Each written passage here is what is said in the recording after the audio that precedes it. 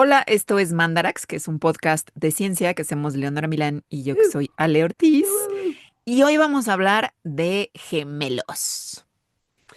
Vamos a hablar de que estas personas que pueden ser idénticas o mellizas o de otros tipos conviven desde muy pequeñas en el útero y se hacen cariñitos. Es algo muy tierno. Muy. Les vamos a platicar mucho sobre la importancia que ha tenido el estudio de las personas gemelas para la ciencia y no para entender cosas de los gemelos en sí, sino para entender cosas de los humanos en sí. Les vamos a explicar por qué son tan buenos modelos científicos, que pues depende de su gemelitud. Sí, porque son como el perfecto ensayo clínico, tener pares de Sí. gemelos y cómo esto se rastrea en sus orígenes a una cosa eugenésica del mal. El estudio de ellos, obviamente. Sí. Vamos a platicarles de algunas cosas que sabemos gracias a que se estudiaron pares de gemelos, Que son como de salud muchas, o sea, desde mental. cosas de Mm. personalidades o salud mental, de epigenética, de cáncer, o sea, muchísimas cosas sabemos gracias a los gemelos. De hecho, el que sepamos hoy en día ya así mega probado que fumar causa cáncer tuvo que ver con estudios de gemelos y aquí les vamos a platicar. Y después en la segunda parte les vamos a platicar, sí, ya de cosas que tienen que ver nada más con gemelos, como por ejemplo la duda que se tiene milenaria de si es un rasgo familiar, o sea, si realmente sí hay familias donde ocurren más gemelos y que sí es más probable que tengas gemelos porque en tu familia hay gemelos. Y luego, como para terminar, les vamos a contar de un gemelo que fue al espacio mientras su gemelo se quedaba en la Tierra, porque querían estudiar los científicos qué pasaba con tu cuerpo en el espacio y como ya lo mencionamos, son tan buen grupo de estudio que mandaron a uno y dejaron al otro para comparar. Y en el pilón para Patreons, que métanse a patreon.com/mandarax para saber qué es esto y si ya saben para hacerse, porque está bien padre hacerse y tienen beneficios como escuchar este pilón. Les vamos a platicar la historia de un experimento muy controversial, por no decir mal de entrada, Mal onda. que liderado por un psiquiatra que se llamaba Peter Neugebauer, en el que se separó a gemelos al nacer y se dio una adopción a familias distintas sin avisarle a nadie. Hay documentales que pueden encontrar en Netflix al respecto. Este fue un caso muy sonado. Si quieren ser todavía más conocedores del tema que la gente que vimos el documental, visite patreon.com/mandarax y averigüe cómo puede formar usted parte del grupo de gente súper buena onda que nos da un poquito de su dinerito al mes para contribuir a que Mandarax pueda existir. Porque como siempre les decimos, Mandarax no podría existir sin nuestros Patreons. Hoy, por ejemplo, tuvieron la fortuna de escucharnos cantar Oasis A antes mí de no. empezar a grabar. No, solo Alejandra. Bueno, yo canté Yo y no. lo vieron en vivo. Ok, yo moví las manos como de un lado a otro un poquito, porque sí hay un momento de la canción que nos puso Alita que sí se movían las manos, pero nada más. Ahí Solo vino quería hacer Oasis. esa, o sea, disclaimer. Muchas gracias y empezamos. Bueno, los gemelos, gemelas, gemeles, cosa rara. ¿Por qué estamos haciendo un programa de gemelos? ¿Es porque acaso Oasis? Ellos no son gemelos, No, ni no importa, cuates, ni pero como son mellizos. hermanos, ahora todo el mundo está solamente hablando de eso y sentí que podría haber sido un vínculo. No, es porque alguien lo propuso. Ah, Sí. O mejor sea, hice todavía. lluvia de ideas en el chat que tenemos en Telegram con las Bien, personas que son Patreons y bien, este fue uno de los temas y dije, bien, de esto se puede bien, hacer un programa. Sí. excelente. Y porque sí, o sea, no sé por qué no habíamos hecho antes de esto, porque sí es un tema muy interesante y sí son cosas raras las personas gemelas, em, porque son clones, básicamente. Sí. Pues sí, básicamente, o sea, sobre todo los gemelos gemelos, Los idénticos, los los que se conoce como idénticos. gemelos idénticos. Porque, a ver, empecemos por ahí, ¿no? Em, Gemelos, así como en término general, es cuando hay dos bendis en un mismo embarazo. Ujú. Solo que puede haber de diferentes tipos de dos bendis en un mismo embarazo. Los gemelos gemelos, o sea, los gemelos idénticos, y los gemelos fraternos, o que les llamamos cuates o mellizos, que según yo Ujú, eso es lo más correcto, ujú. porque justo no son de los otros. Y Esos pueden no son los ser dos cuates. tipos, sí. Perdón. Ay. Sí, ya sé, perdón.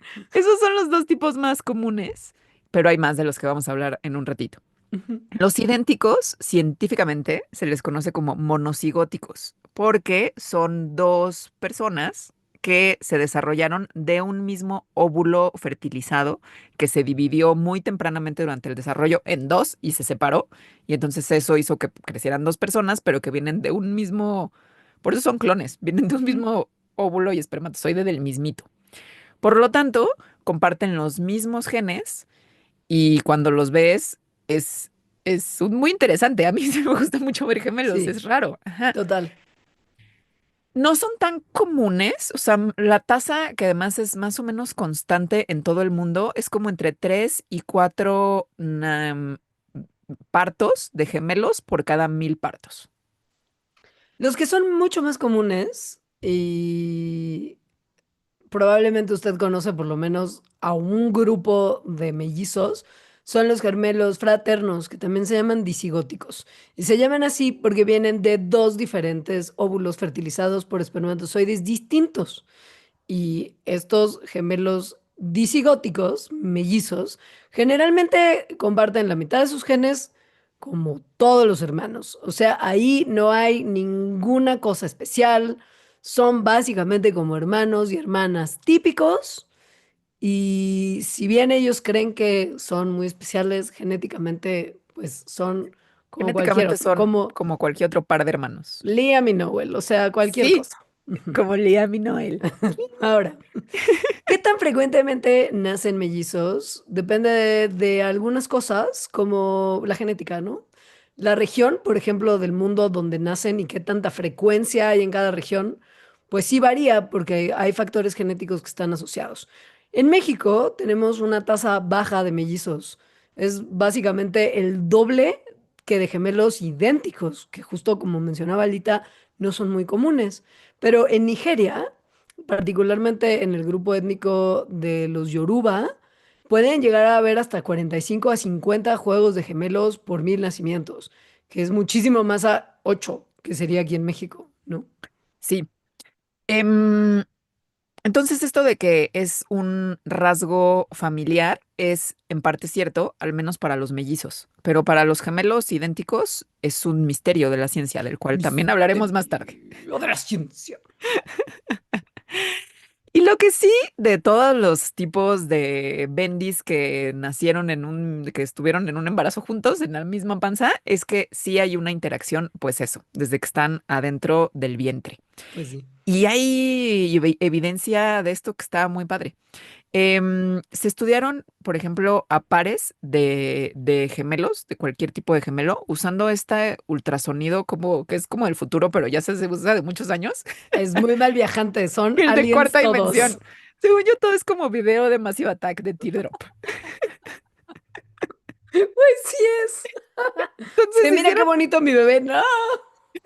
Pues hicieron no sus son. videos de Massive Attack de Teardrop, pero de la vida real, con pares de mellizos y de gemelos, y entre la semana 14 y la semana 18 de gestación. Y vieron que a partir de la semana 14, los fetos ingenieros mellizos estaban haciendo movimientos que específicamente parecían estar hechos para la personita que tenían, la persona feto que tenían al lado. Y que precisamente en estas semanas, de la 14 a la 18, es cuando aumentaba la frecuencia de esos movimientos. Movimientos eran los que Hacia un estaban feto haciendo. O ingeniero. sea, feto, ingeniero, gemelo. Bueno, acariciándoles la cabecita. Ajá. O poner como, o sea, pues sí, como contacto físico.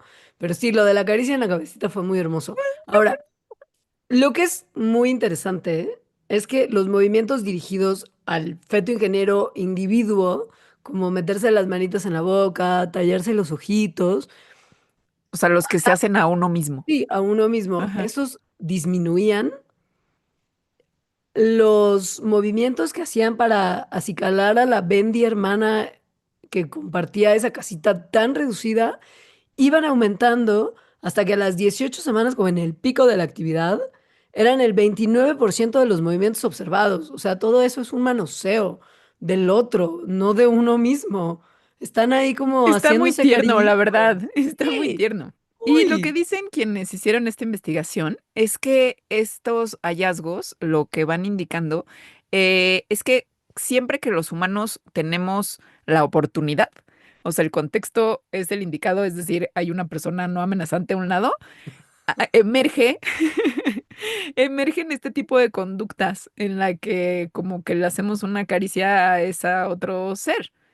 Antes incluso de tener comportamiento social, porque eso pues viene cuando justo ya lo estás aprendiendo y estás en sociedad. Aquí nada más son dos fetillos solitos. Claro. Ahora, no vamos a hablar mucho de esto, pero sí hay otros tipos de gemelos que usted ha visto en muchos casos y seguro por lo menos sabe que existen. Y si bien seguimos distinguiendo dos tipos principales, los mellizos y los gemelos idénticos, hay entre 6 y 8 categorías muy diferenciables entre sí. Por ejemplo, unos que me parecen mega increíbles y que estos sí nunca he visto ningunos, pero que son los gemelos de imagen de espejo, Sí. que, güey, es increíble porque vienen del mismo embrión, pero la separación de este se da más tarde, como por ahí del día entre 9 y 12 de la gestación. Entonces, cuando nacen, son como imágenes especulares del otro. Por ejemplo, si tenemos un lunar de Cindy Crawford y tú y yo fuéramos gemelas idénticas de imagen especular, tendríamos tú en el lado izquierdo y yo en el lado derecho nuestro lunar de Cindy Crawford. O tú serías zurda y yo derecha. O sea, de espejo, que está increíble. Sí. Sí, Todos estos, bueno, no todos estos tipos, pero muchos de estos tipos en realidad solo se pueden saber con un análisis genético. Por eso es que igual y hay algunos de estos que conocemos y no sabemos que son así, ¿no? claro. Este no, porque es muy Sí, evidente muy que notorio. son lo que se conoce comúnmente como siameses Ujú, o gemelos unidos, ujú. que es que cuando el embrión se separa, o sea, se divide después del día 13. O sea, si se divide muy al principio, son gemelos idénticos. Si se divide como entre el día 9 y 12, son gemelos de imagen en espejo. Y si se divide después del día 13, lo que sucede es que no se divide bien, o sea, como que no se separa bien una parte de la otra que se dividió y hay una conexión física. Entonces, son dos personas que tienen una unión y que de hecho incluso hasta comparten ciertos órganos. Hay unos que son así como creo que lo que más nos acerca a muchos otros mamíferos en el reino animal, los gemelos de la superfecundación, que vienen de dos huevos distintos que han sido fertilizados por espermatozoides que llegaron ahí a partir de actos separados, distintos, dos momentos distintos de sexo en el otro. O sea, hubo dos intercambios sexuales, dos juegos de espermatozoides que llegaron a fertilizar dos óvulos. Y esto posiblemente pues puede venir de padres diferentes. Entonces lo que tienes son mellizos cuya paternidad es distinta. Son como hermanos gemelos fraternos, pero de distintos papás. Medios hermanos, pero Sí, gemelos, pero son todo. cuates. Luego están los gemelos semiidénticos o cisquisigóticos, que se descubrieron más o menos hace poco, que es cuando un óvulo es fertilizado por dos espermatozoides y después de eso se divide en dos.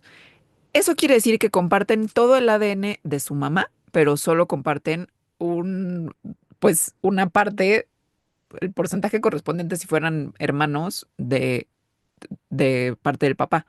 O sea, como, según yo, esto es como el 75% o sea, entran entre los hermanos normales Ujú. y entre los gemelos idénticos. Mm. 75% de genes.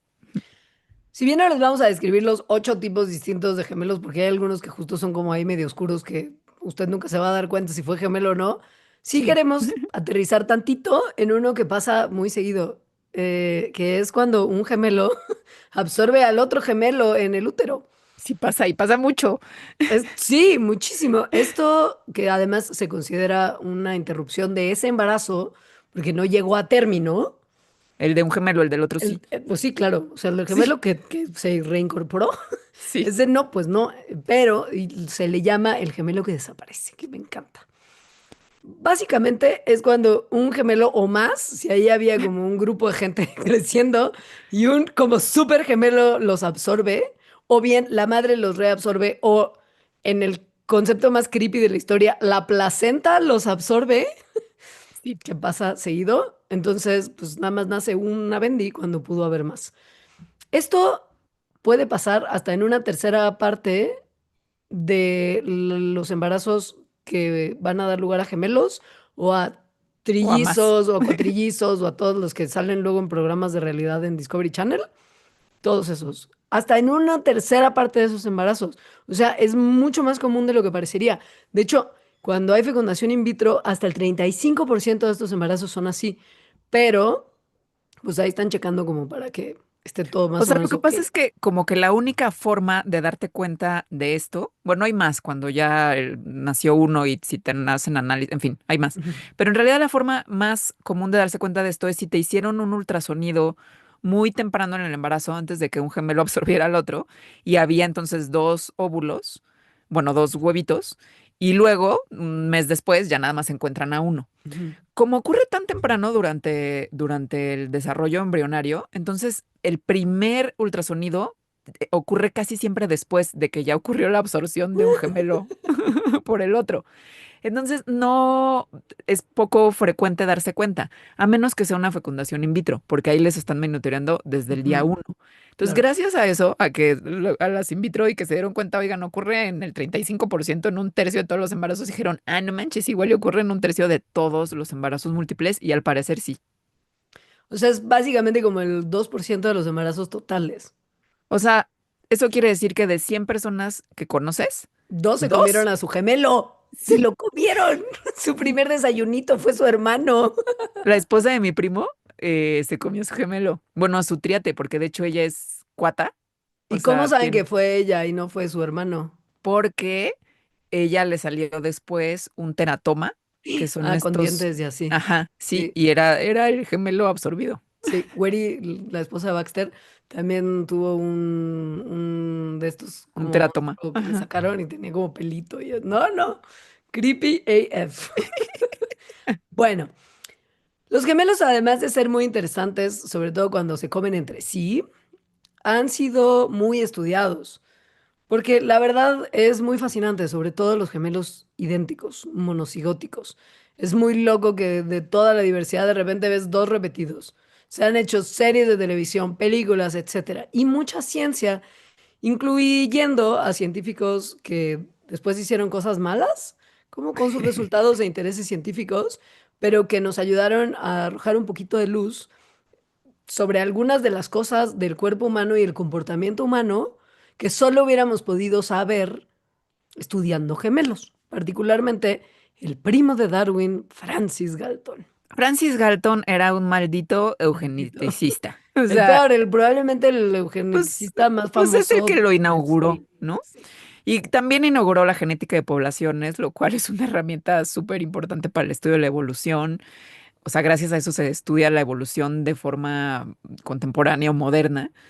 Pero bueno, era un maldito eugeneticista, es decir, una persona que creía en el poder, por así decirlo, de los genes o de la naturaleza, como él le llamaba, porque en ese tiempo todavía no se conocían los genes, y que entonces al hacer cruzas, pero en este caso humanas, para tener los mejores genes o la mejor naturaleza, eso iba a llevar a tener una mejor sociedad. Básicamente esos son los eugenetistas. Si les suena algo de la Alemania nazi, pues totalmente. O, güey, ahora Estados Unidos, yo qué sé, cualquier cosa. Entonces, bueno, eso empezó, pues sí, en esta historia muy oscura con Francis Galton y compañía, allá por finales del siglo XIX. Entonces, bueno, como este señor Francis Galton, que era primo de Darwin, estaba tan interesado en saber si qué era lo que nos hacía a las personas, si la naturaleza, que ahora sabemos o le llamaríamos los genes, o la crianza y las experiencias que hemos tenido a lo largo de la vida. Porque pues él quería que fuera la naturaleza, o sea, quería saber cuál era el poder ese de la naturaleza. Entonces dijo, ¿con qué personas podrá verse esto muy bien? Pues con gemelos. Los consideraban muy utilitariamente, ¿no? O sea, les decían directo que eran experimentos naturales y laboratorios vivientes. No se les tenía mucho respeto en su humanidad. Para ellos eran básicamente como el regalo de la naturaleza a la investigación científica.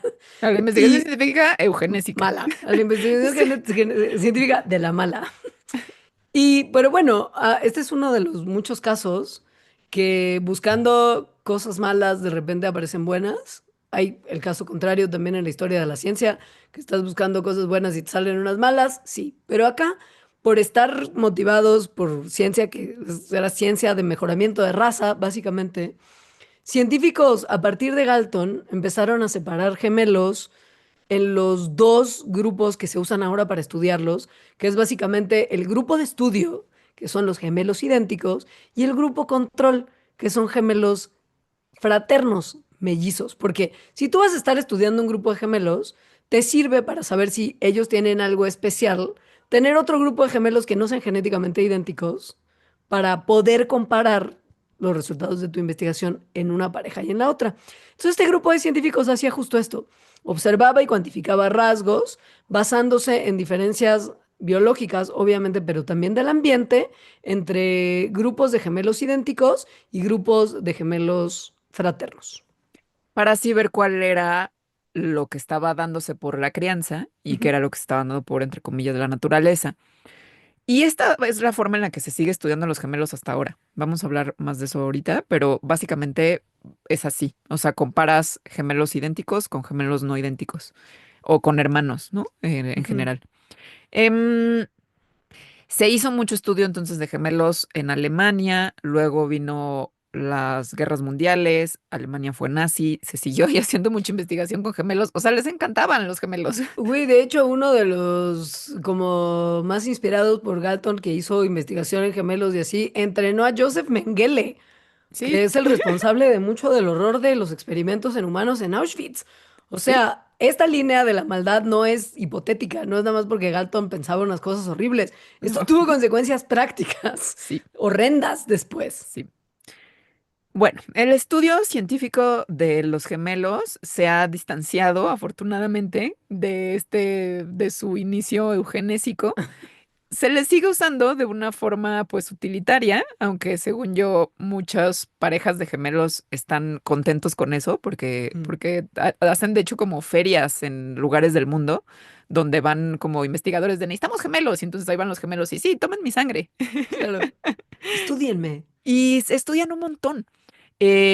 O sea, actualmente hay algo así como 1.5 millones de gemelos en algún estudio científico a lo largo del mundo. Y es que realmente sí son muy útiles para conocer cosas, no nada más de los gemelos, o sea, no es que al mundo le interese mucho la ciencia de los gemelos, sino lo que científicamente los gemelos pueden decir sobre los humanos en general. Y es que tienen características que son muy distintas a las que tenemos el resto de los humanos por más hermanos que tengamos. Nuestra genética que compartimos con nuestros hermanos es menor que la que comparten ellos entre sí. O sea, El ellos comparten ambiente, 100%. claro, el ambiente en el que crecemos puede ser igual, pero pues como nuestra genética es distinta, de repente para ciertos estudios no puedes evaluar qué tanto realmente es la genética la que está jugando un papel o el ambiente que está jugando un papel. Pero si tienes dos clones que viven en ambientes iguales o diferentes y los estudias, puedes entender mucho más claramente qué viene de la parte más genética y qué viene de la parte más ambiental. Y por eso a la gente le encanta hacer estudios con los gemelos. Y si Ujú. tomas en cuenta cómo se hacen los estudios científicos hoy en día, que los estudios bien hechos son muy minuciosos y que comparan dos grupos distintos de gente para ver qué le pasa a uno y qué le pasa al otro, pues es que los gemelos para este tipo de estudios son extra espectaculares. Tal vez se acuerden de los famosos estudios o ensayos controlados aleatorios por la pandemia, donde hubo donde todo el mundo nos volvimos expertos en los estudios controlados aleatorios. Y sujetos de, porque también según yo, mucho de los números de si te pasaba a ti algo con tu vacuna, después se metían los resultados de los estudios. Estos estudios o ensayos controlados aleatorios es como una de las metodologías científicas más importantes desde que se inventó. Ujú. En estos hay participantes, personas que, bueno, o pueden ser otro tipo de individuos o plantas o así, en fin, ¿no? Hay individuos que se separan en dos grupos. Un grupo va a ser el grupo el cual estás probando, por ejemplo, las vacunas o un nuevo tratamiento, lo que sea, o viendo si hace efecto una cosa.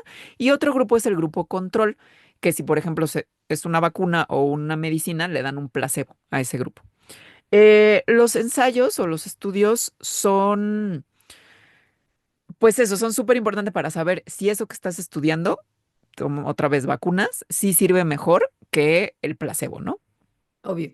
Ahora, si estás haciendo un estudio que necesite que el grupo tratado y el grupo control sea lo más parecidos posible entre sí, ¿qué mejor que dos personas con exactamente la misma carga genética?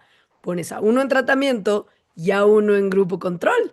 No podrías tener un mejor organismo de experimentación que esto, pero real que no todos los estudios controlados tienen gemelos. De Mm. hecho, se usan poco porque por cuestiones éticas, porque de repente no requieren un tratamiento que se está probando, uno sí y uno no. O sea, no es tan fácil usar gemelos, pero cuando se puede, vaya que son un muy buen grupo para estudiar. Y además hay cosas en donde en realidad hacer un ensayo aleatorizado controlado no es ético. Pero No. entonces con gemelos bajo ciertas características sí. Por ejemplo, imaginemos que se quiere ver cuál es el efecto de tener cierto tipo de educación, de haber ido a la universidad sobre algo, ¿no? Sobre la salud cuando eres viejo. O cuál es el efecto de fumar en el desarrollo del cáncer de pulmón. Bueno, estas cosas sí se pueden hacer, o sea, sí se puede hacer una metodología estadística para tenerlos sin gemelos, pero hacerlo como se hicieron las vacunas de COVID, o sea, como voy a poner un grupo a que estudie la universidad y otro grupo que no estudie la universidad y voy a poner un grupo que fuma un montón de cigarros y otro grupo que no fume cigarros, pues no, Sí. eso no se, o sea, éticamente no está bien. No, pues Pero no. si tienes gemelos que, por ejemplo, fueron separados al nacer, gemelos idénticos, y uno fue a la universidad y otro no, ahí tienes así como el santo grial de lo que querías, porque tienes a dos clones genéticos literal que tuvieron una crianza distinta y entonces puedes hacer esta investigación. Algo, por ejemplo, que ayuda un montón si tienes gemelos para hacer tu investigación, es que ya de entrada, si te iban a meter ruido para tu estudio, factores de crianza familiar o genéticos, aquí, check. Porque misma Sí. crianza en la mayoría de los casos y mismos estímulos en su crecimiento, etcétera, y misma genética. Hay obviamente otros factores que es importante tomar en cuenta en los estudios, que pues los gemelos no los garantizan, pero esos dos ya es un montón. O sea, eso ya te da como unos resultados mucho más cercanos a una cuestión uniforme. O sea, un poco Francis Galton tenía razón en la utilidad Sí, nada para la más en ciencia, eso. sí, en la utilidad para la ciencia de estudiar gemelos. Ujú. Y se han estudiado un montón, sobre todo para saber cómo los rasgos genéticos predisponen a las personas a ciertas cuestiones que no son tan directas de saber, por ejemplo, muchas cuestiones de salud mental, pero de muchas otras en realidad, ¿no? Ujú. Y lo que les vamos a contar justo tiene que ver con esto, o sea, que algunas de las cosas que sabemos sobre enfermedades y otras cuestiones humanas gracias al estudio con gemelos, A ver, si pensemos que Liam y Noel fueran gemelos gemelos idénticos. idénticos. ¿No? Vivieron en la misma casa, probablemente comían el mismo fish and chips, fueron a la misma escuela, les gusta el Manchester City, ya saben, o sea, como que Ajá. un poco lo mismo. Si ellos dos comparten un rasgo particular que vamos a llamar por hipotético ser cretinos, de una manera mucho más fuerte que lo haría cualquier otra pareja de mellizos que vienen pues de dos óvulos separados y cuyos genes son idénticos a los que serían los genes de cualquier otra pareja de hermanos no gemelos, pues entonces se sugeriría que esta cretinidad de los Gallaghers viene más por cuestiones genéticas que por cuestiones ambientales, porque pues resultaron más cretinos que otras parejas de gemelos. O sea, sería algo más cargado hacia la naturaleza que hacia la crianza. Si Noel y Liam en este... Sobre todo no el nivel de cretinidad, sino qué tanto se parece su cretinidad. O sea, Claro, porque es eso. O sea, es lo que se está comparando es qué tanto comparten rasgos los gemelos idénticos en comparación con hermanos normales o con mellizos. que en este caso, por ejemplo, si Noel y Liam hubieran vivido en familias separadas, y compartieran este mismo tipo de cretinidad insoportable, sería todavía más loco para tus resultados del estudio. Sí, pues sería más fuerte tu resultado de que Que es viene de los genética. genes. Claro. de esquizofrenia, por ejemplo, ya no utilicemos la No, cretinidad. no. Lo que se ha visto es que 50% de los gemelos idénticos comparten el rasgo, o sea, o comparten la enfermedad, mientras que nada más entre el 10 y el 15% de los mellizos o los gemelos disigóticos lo comparten. Es decir, muchísimos más gemelos idénticos que gemelos, personas que compartieron el vientre, pero que no comparten los mismos genes. Esta evidencia, o sea, de 50% a entre 10 y 15%, es lo que está diciendo es que hay un componente genético fuerte en la susceptibilidad a tener esquizofrenia. No del 100%, porque si no sería como si uno tiene, el otro tiene a fuerzas, y no es así. Es más bien, si uno tiene, existe una probabilidad del 50% de que el otro tenga. Ujú. Pero eso ya es una heredabilidad, que así se le dice en genética, es decir, la parte, el porcentaje de un rasgo que está dado por los genes. Esto sería una heredabilidad, pues fuerte.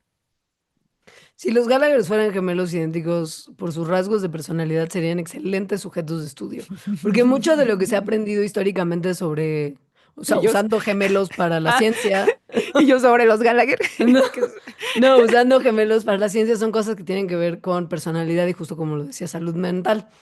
Por ejemplo, sobre personalidad, se ha visto que rasgos como ser extrovertido, neurótico, consciente, abierto, agradable, son cosas que tienen una heredabilidad, perdón, de entre 40 y 50%.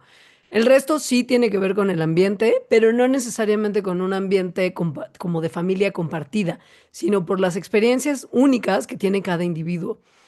Y al estudiar gemelos, se le quitó como la idea que existía antes de hacer estos estudios, de que el ambiente familiar y tu relación un poco con tus papás son lo que termina formando principalmente tu personalidad. Hay más del 50% generalmente de cosas que vienen por tu experiencia personal. Y eso lo sabemos por estudiar gemelos.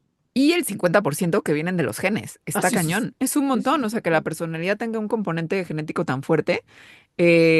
Lo que dice, como ya en términos más generales, es que justo la personalidad, al menos la mitad, no se hace, sino ya la Ujú. traes. Ya la traes. Y, pero aunque eso sea así, que el ambiente también importa, importa justo el otro 50%. El Ujú, ambiente, ujú, como lo que estaba diciendo Leonora, más como experiencias personales. ujú. Lo cual ha traído aplicaciones en muchos ámbitos, o sea, en la psicología, obviamente, en la educación, en la psiquiatría, porque entonces en la psiquiatría se toma en cuenta que hay una predisposición genética para cuestiones que tienen que ver con rasgos de personalidad, con comportamiento, incluso con aprendizaje.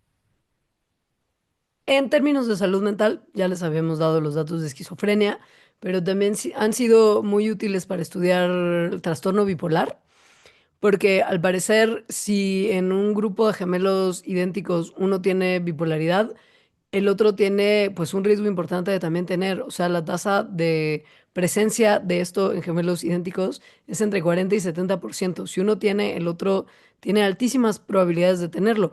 En gemelos mellizos es entre el 5 y el 20%.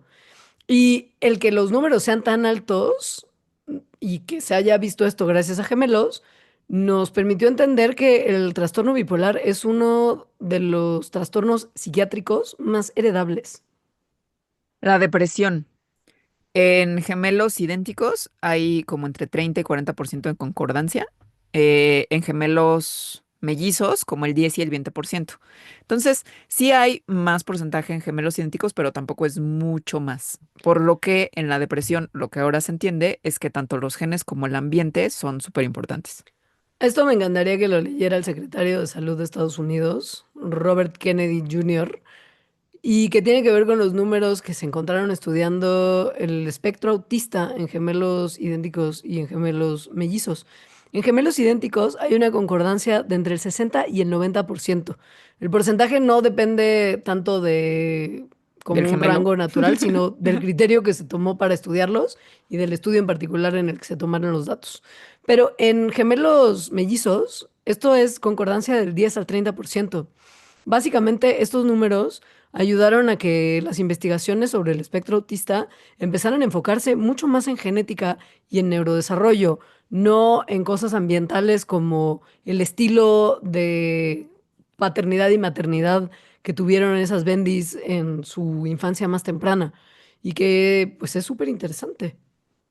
Otras cosas que sabemos mucho gracias a gemelos tienen que ver con epigenética. Remítanse al programa de Mandarax de epigenética mágica.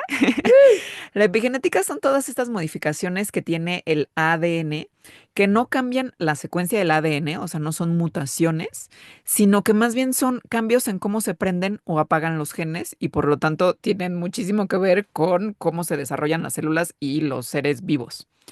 Los gemelos idénticos, pues nacen básicamente con el mismo ADN, pero mientras van creciendo, de hecho, desde el desarrollo embrionario, desde el embarazo, sus epigenomas, o sea, estas marcas epigenéticas que hacen que los genes se prendan y se apagan diferente, comienzan a ser distintas. Porque esas marcas epigenéticas dependen de muchas cosas, pero una de esas cosas tiene que ver con, con muchas cosas del ambiente, Claro. con las experiencias, con el estilo de vida, etcétera. Eso explica por qué, a pesar de que hay gemelos idénticos, mientras van creciendo, envejeciendo, se van haciendo cada vez más distintos. No sé si lo han observado. O sea, los gemelos más idénticos tienden a ser chicos. Muy chiquitos, sí. Luego ya de grandes son, o sea, se parecen mucho, sí, pero tienden cada vez a parecerse menos. O a uno le da cierta enfermedad, a otro le da otra, em, no mueren al mismo tiempo, o sea, les pasan muchas cosas distintas y parte de eso se explica gracias a la epigenética y mucho de la epigenética se sabe gracias a estudiar gemelos. Un estudio muy perrón que se hizo y se publicó en el 2005 comparó 80 juegos de gemelos idénticos de muchas edades y vio que los gemelos jóvenes tenían patrones epigenéticos muy similares y una expresión genética muy pareja. Pero ya los juegos mayores de gemelos mostraban diferencias muy importantes, sobre todo en la metilación. Remítase usted de vuelta a ese mandarax de epigenética. Especialmente, y esto está increíble, si no vivían cerca el uno del otro, o tenían dietas distintas, o habían tenido distintas enfermedades a lo largo de su vida. O sea, básicamente lo que mostraba esto es que los patrones epigenéticos van acumulando diferencias conforme avanza el tiempo, y estas diferencias las empuja el ambiente, obviamente, no la genética, porque pues clones. Y eso ha tenido implicaciones en cómo entendemos muchas cosas de la salud, por ejemplo, el cáncer. Porque en estudios que se han hecho con gemelos, donde un gemelo le da cáncer y al otro no, se ve que hay diferencias genéticas entre ellos y que, digo, epigenéticas entre ellos, y que estas diferencias epigenéticas muchas veces correlacionan con cuestiones que tienen que ver con sus vidas, como si tuvieron ciertas infecciones o con cosas de estilo de vida como fumar. En términos de salud mental, pues también se ha visto que hay ciertos genes que en particular sirven para cuestiones de respuesta al estrés, que pueden, por ejemplo, tener que ver con regulación del cortisol, como un gen en particular que se llama NR3C1.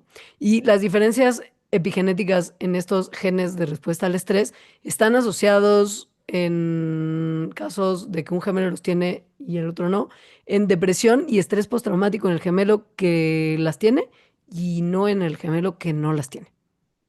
Gracias al estudio con gemelos de estas cosas, es que se pudo poner uno de los clavos en el ataúd de que fumar causa cáncer. Porque esto, créanlo o no, el que fumar causa cáncer fue una controversia en su momento, muy llevada por las compañías Claro. tabacaleras. Sí, sí, sí, sí. A partir de 1950 se empezó a acumular un montón de evidencia de que había una relación muy directa entre fumar y el cáncer de pulmón. Pero justo las compañías tabacaleras contrataron, de hecho, a científicos que hacían genética de poblaciones. Wow. Eh, sí, ese es un gran chisme. Eh, para hacer como cosas estadísticas, o sea, como magias estadísticas, y el chiste es que dijeran que no había, que no se podía probar que fuera una causa, ¿no? Como que nada más había una relación. Y el argumento de las tabacaleras era que igual y los fumadores tenían una predisposición tanto a fumar como a que les diera cáncer.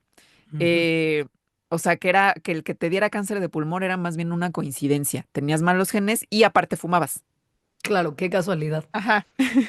O sea, si agarras a dos gemelos y los estudias para esto, si fumar fuera solamente algo a lo que estás predispuesto genéticamente, entonces los dos gemelos tendrían que tener los mismos riesgos para, pues, agarrarle el gusto al cigarro y tener después cáncer de pulmón, independientemente de si solamente uno de ellos fuma realmente. Si fumar y nada que ver con la genética es lo que causa cáncer, entonces pues el gemelo que fuma se enfermaría más frecuentemente que el gemelo que no. Es un ejercicio muy fácil. Tienes dos Es una gemelos, uno hipótesis fuma y muy uno sencilla. no. Sí. Vamos a ver qué pasa con cada uno de ellos. Que es un ejemplo además muy bonito porque ilustra cómo el estudio de los gemelos ayuda a estas cosas, ¿no? O sea, a ver si es genética o no es genética. Y pues lo que hicieron fue eso, o sea, como en los ochentas agarraron a cientos de pares de gemelos donde uno fumaba y el otro no fumaba y vieron cuál era el riesgo que tenían de desarrollar cáncer de pulmón, o sea, quiénes desarrollaban cáncer de pulmón y quiénes no. Y pues lo que encontraron es que los gemelos fumadores tenían un riesgo muchísimo más alto de desarrollar cáncer de pulmón y luego morirse de eso que sus clones que no fumaban. Con lo cual, bueno, esto se confirmó con más estudios y con lo cual finalmente se llegó a la conclusión, también con estudios epidemiológicos, no nada más con gemelos, pero gran parte gracias a esto, de que sí fumar causa cáncer. Con eso se acabó la mentira de las tabacaleras de que no, no, todo era casualidad y fumar era sanísimo y lo que tenías eran malos genes. Y se entendió a partir de ahí que fumar causa cáncer. Y como ese ejemplo tan limpio de estudio, tan bonito y tan facilito de hacer, se han encontrado también otras cosas mega interesantes que quizá hoy ya damos un poquito por hecho, pero que los gemelos nos ayudaron a entender, como por ejemplo que la obesidad tiene un componente genético muy fuerte. Estudiar gemelos ayudó a mostrar que el peso corporal es muy hereditario. Y esto pues se pelea con la idea que de repente mucha gente tiene y que sobre todo usa como para meterle mucha presión a gente que tiene un sobrepeso importante, de decir que el cambio está en ellos y que solamente cambios en su estilo de vida lo pueden solucionar, porque pues al final no fue solo el estilo de vida lo que los llevó ahí. Hay componentes genéticos de muchísimo peso. Otras cosas importantes que el estudio de gemelos ha revelado tienen que ver con la heredabilidad de la enfermedad de Alzheimer, en donde lo que se ha visto es que sí hay un componente genético que importa, pero dependiendo del estilo de vida, o sea, del ambiente, eso modifica el riesgo, lo cual ha sido súper útil para prevenir esta enfermedad. Y pues como no todos los gemelos envejecen de la misma forma, se ha entendido gracias a estudiarlos que la genética explica solo hasta cierto punto cómo vas a vivir tu vida y cómo vas a envejecer. Las decisiones que tomes a lo largo de tu vida y el azar, obviamente, juegan papeles muy importantes en eso también. Así que gracias, pares de gemelos, por ayudar a Sí, saber todas estas cosas. por rifarse a ser sujetos de estudio de conejillos de Indias, ¿no? Sí. Y con esto vamos a una pausa para regresar a hablar más cosas, ahora sí, sobre la ciencia de los gemelos en particular. Ahora volvemos. Hola, ya volvemos a hablar de gemelos y ahora sí vamos a empezar con cosas de gemelos nada más de ellos, ¿no? Para empezar, si es un rasgo familiar o no. Ahorita que estábamos en la pausa hablando con los Patreons que nos ven grabando en vivo, hubo varias anécdotas de personas, Patreons, que tienen familiares, o sea, que en sus familias hay muchos gemelos y además gemelos idénticos. Em, ¿Qué tan probable es cuál es la evidencia de si sí es un rasgo genético? O sea, de si sí realmente hay algo en las familias, por ejemplo, que hace más probable que vaya a haber gemelos o no. Eh, Pues a ver, es medio misterioso. Sobre todo porque es algo, es un rasgo complejo. O sea, la probabilidad de que tengas gemelos depende de muchos factores ambientales y genéticos y depende del tipo de gemelos, obviamente. Entonces, pues no es que sea tanto misterioso como muy latoso estudiarlo y saber. Pues sí es un poco un misterio los gemelos Sí, idénticos. sí. De lo que se sabe hasta ahora, al parecer, es que no hay mucha evidencia de que existan factores genéticos asociados a este tipo de gemelitud. Pero, como ahorita vimos con los Patreons, sí hay familias en donde hay un número de gemelos idénticos mucho más grande del esperado aleatoriamente, ¿no? Al azar. Lo cual, pues también está indicando que probablemente sí haya un factor genético o algunos factores, o sea, algunos genes que tengan que ver. Los genes que estarían involucrados, lo que supone la gente que estudia esto, serían genes que tienen que ver con cómo las células se pegan en sí mismas, digo, entre sí, Pero esto todavía es algo que no se confirma. Esto es como una sospecha porque pues el que no se peguen bien las células durante el desarrollo embrionario hace que se separen, ¿no? Y eso es lo que hace que se hagan gemelos idénticos. Pero en realidad la causa así tal cual de que existan gemelos idénticos es un misterio de la ciencia. Los gemelos disigóticos, los mellizos, son menos misteriosos, porque como son además el doble de lo común a lo que son los gemelos idénticos, también son mucho más familiares. O sea, como que si tu familia es de mellizos, hay varios.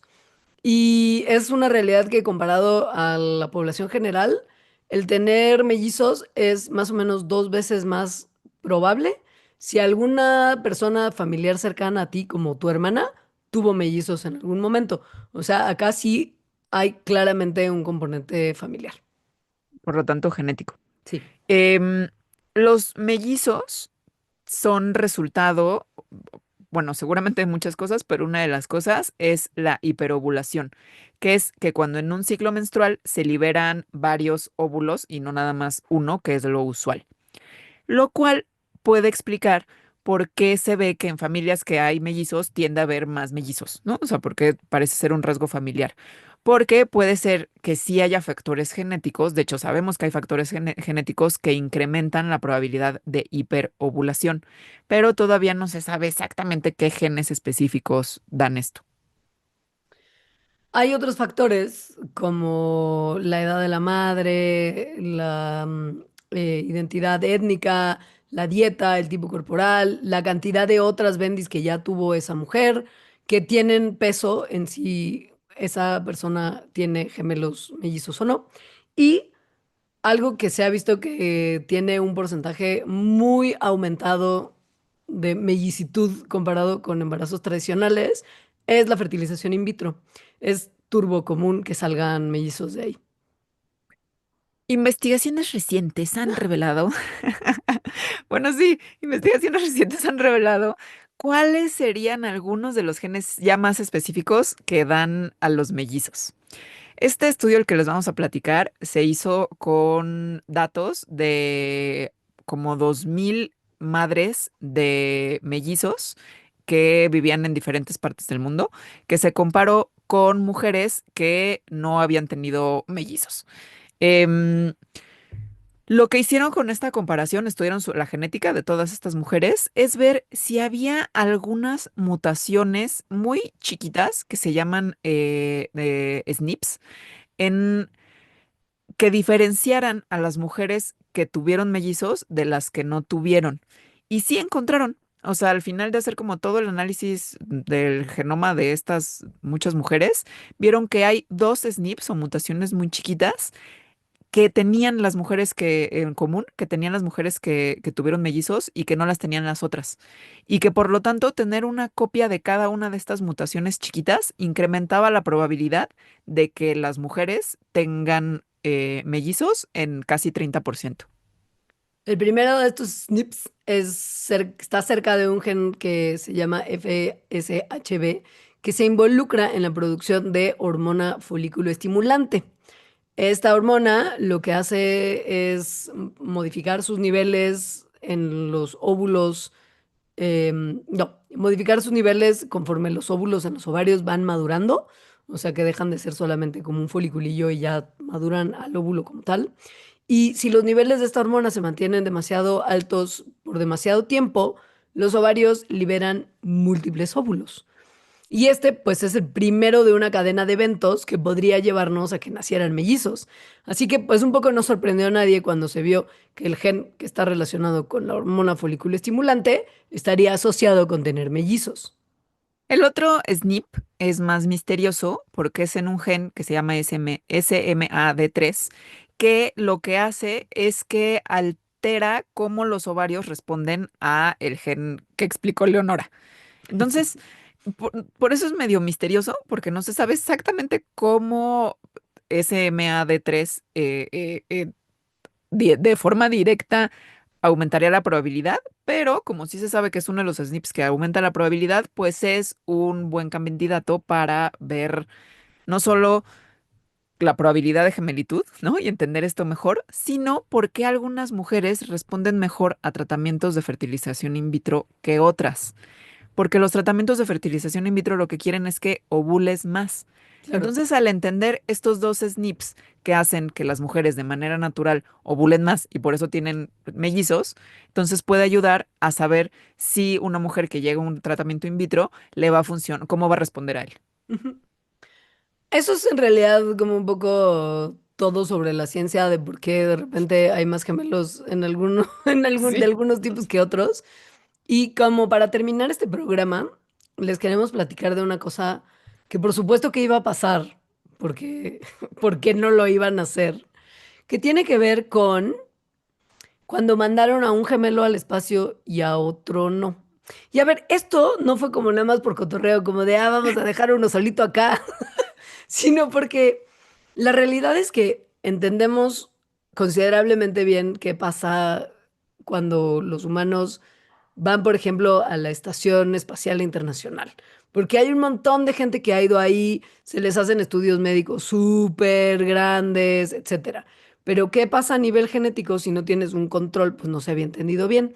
Y si la humanidad quiere en algún momento ir más lejos que la Estación Espacial Internacional, que es el O sea, plan como la conquistar gente, Marte. como conquistar Marte, claro, justo, ¿no? Que es como Marte de todos los lugares, es como Ajá. bien por ustedes. Pero, a ver, una misión a Marte duraría 2 o 3 años y hay unos niveles de radiación muy locos en el camino y etcétera. Y además, pues las expediciones normales que se tienen hoy en día duran como 6 meses, generalmente menos, y recién los pobres que se quedaron varados en la Estación Espacial Internacional, pues estuvieron más tiempo, pero la verdad es que nunca se ha tenido un ejercicio de entender qué pasaría con el cuerpo en una misión extendida y pues una manera de empezar a pensarlo es ver a nivel muy profundo qué le hace al cuerpo humano viajar al espacio. Y para Con esto, tu pues, control que se queda en queda el en planeta casita, Tierra. Entonces en lo que casa. hicieron es que había un par de gemelos idénticos, que los dos eran astronautas, Scott y Mark Kelly, y a uno le dijeron, te vas a ir al espacio un año, y al otro le dijeron, y tú te vas a quedar aquí.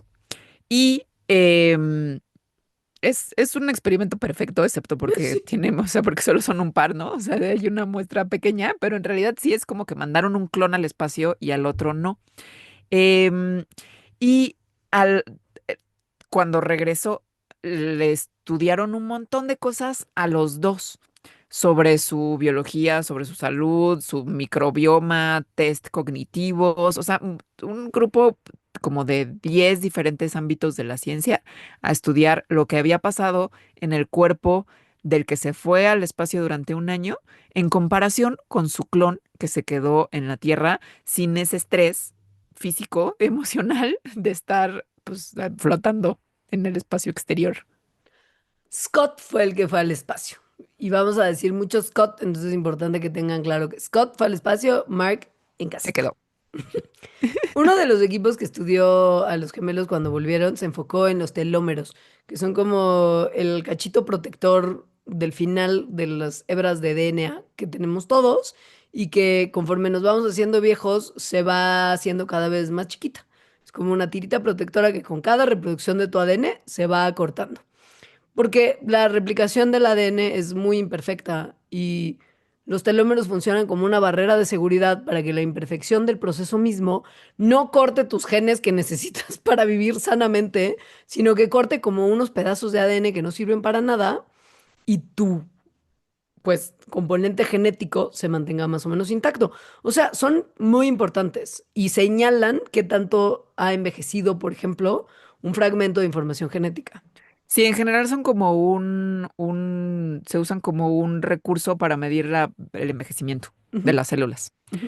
Entonces, midieron los telómeros de Scott, o sea, el que se fue al espacio, de los glóbulos blancos de Scott, y encontraron algo que no se esperaban, que es que la longitud promedio de sus telómeros, al menos en estas células, no disminuyó, sino que de hecho aumentó. What? Se hicieron más largos los telómeros.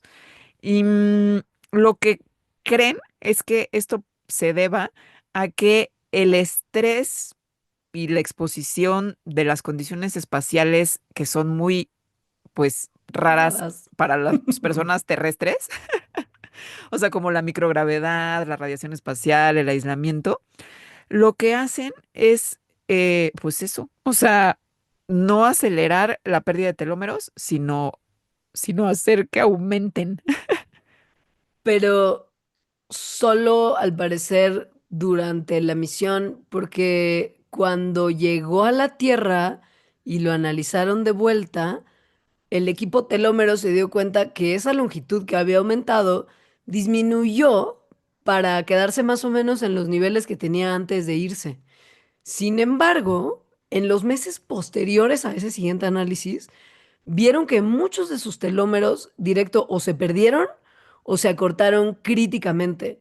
Y esto pues es un sacón de onda porque el acortamiento y pérdida de los telómeros es algo que normalmente se asocia con envejecimiento y con susceptibilidad a enfermedades que tienen que ver con la edad, ¿no? Como problemas cardiovasculares y cáncer.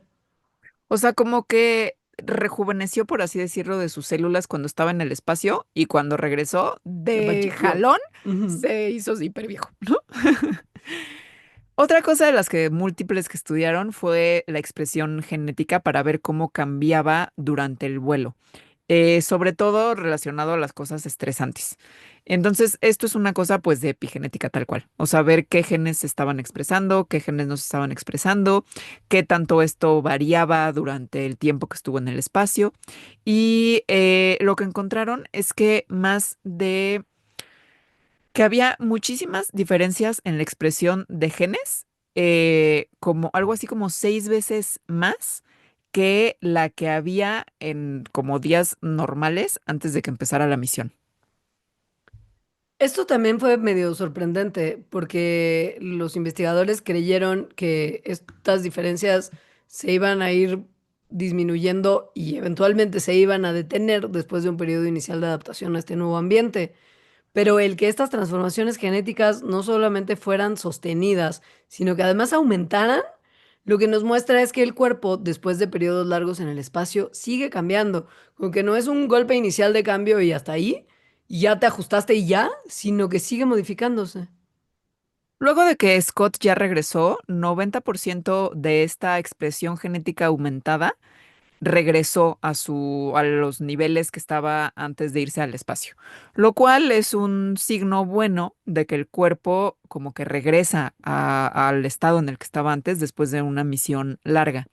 Pero el 10% que se quedó con la expresión genética modificada son un montón de genes de los que se estudia, o sea, son como 800 genes. Ujú, ujú, Y hay ujú. algunos de estos que tienen que ver con la respuesta inmune, con la reparación del ADN, y después de 6 meses de que Scott ya había regresado a la Tierra, se seguían expresando como, o sea, de diferente forma de antes de que se haya ido a la misión.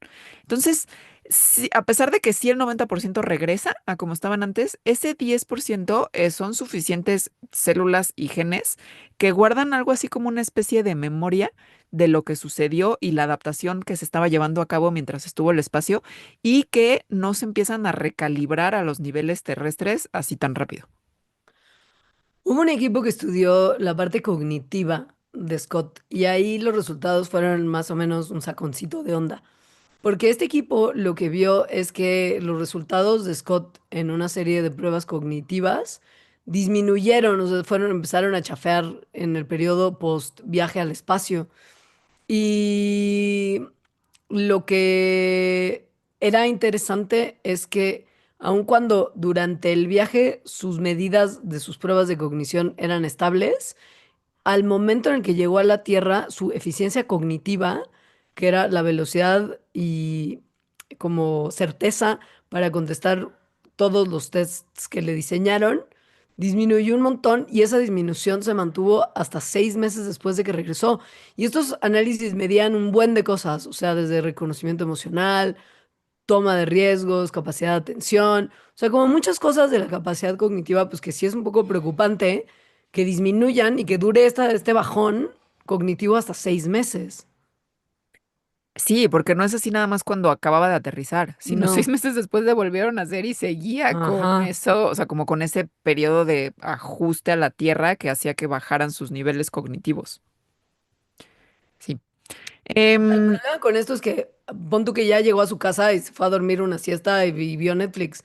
Pero si estamos pensando en mandar humanos a Marte y necesitan ponerse a chingarle, perdón por decirlo claro, así, pero hacer una estación espacial en Marte. claro, güey, en cuanto lleguen tienen que ponerse a hacer cosas. No pueden hacerlo si su capacidad cognitiva está todavía más amolada que la de Scott, porque serían 2 o 3 años o sea, ¿no? Sí, No, no, sí. esto es preocupante.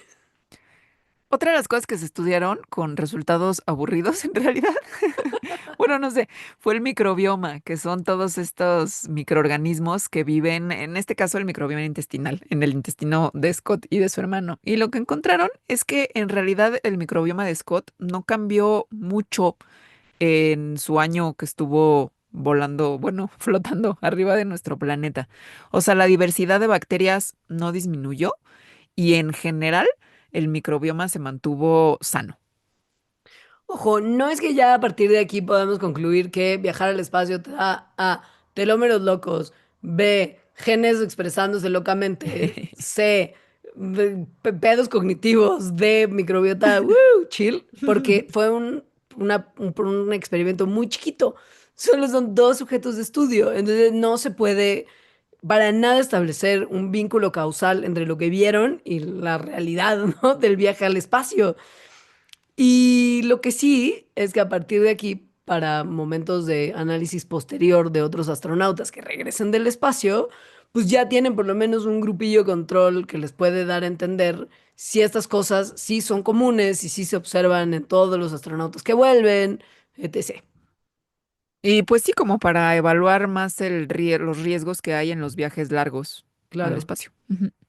Ujú. Este es el programa hasta aquí para las personas que no son Patreons. Para las personas que son Patreons tenemos un pilonzazo, que es que vamos a hablar de unos experimentos muy controversiales, muy raros que se hicieron hace no tanto en realidad, o sea, se acabaron de hacer en los noventas del siglo pasado, que involucraron separar gemelos de manera intencional y para estudiar cuestiones que tenían que ver con enfermedades mentales, sobre todo, y rasgos de personalidad y así, o sea, como lo mismo de la crianza o los genes, solo que no les dijeron a las familias, entre otras cuestiones poco éticas.